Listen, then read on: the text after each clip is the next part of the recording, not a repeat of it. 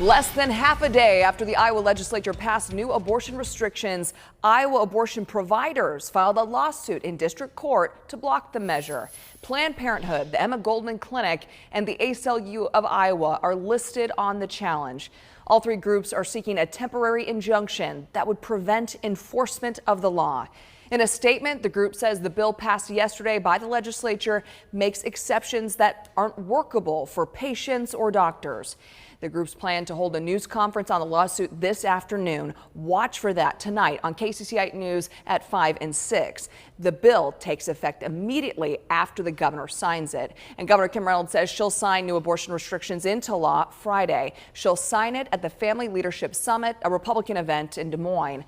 The Iowa legislature passed the new restrictions last night during a special session. The so-called fetal heartbeat bill would ban abortion when a heartbeat is detected. That can happen around the 6th week of pregnancy. Exceptions to the ban include life and health of the mother and in cases of reported rape or incest. Governor Reynolds called the special session solely to pass the new restrictions. And Chief Political Reporter Amanda Rooker was there as lawmakers passed this bill. Amanda, where does abortion access stand right now? Well, Alex, at this current moment, abortion in Iowa is still legal up to 20 weeks of pregnancy with a 24-hour waiting period. But there is so much uncertainty over that abortion access because it could change as soon as Friday when the governor plans to sign this bill into law, and that legal challenge could complicate things as well.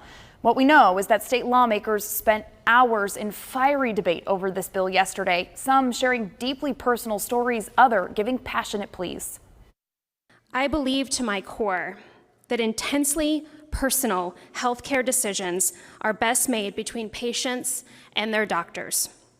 Every Iowan deserves the right to decide when or if to become a parent, and the idea that we would dictate otherwise is antithetical to the ideals of personal liberty and freedom.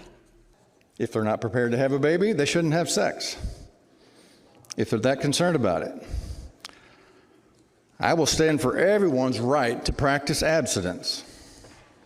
Abortion has little, if anything, to do with reproductive rights. It's after the fact.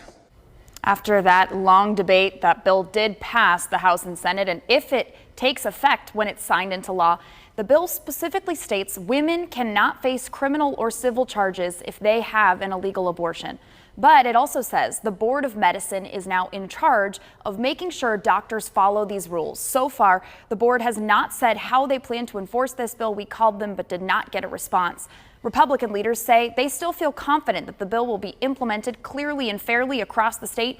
But Democrats say it's unfair that this bill was passed without lawmakers specifying what penalties doctors would face. Because you got a misbalanced board of more Republicans, no Democrats on it. And you're going to allow them to determine whether there ought to be penalties. I'm sorry, that is not fair representation.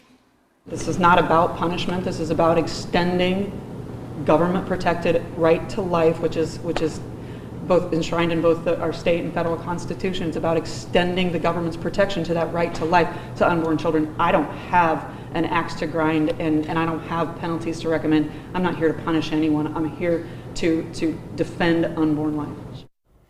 Governor Kim Reynolds will sign this bill into law at the Iowa Family Leadership Summit that's hosted by a major conservative Christian group in our state. And 6 2024 GOP candidates, you can see them right here. They will all be in our state, and they will be there as Reynolds signs that bill into law. Notably, Donald Trump, former president, will not be in attendance.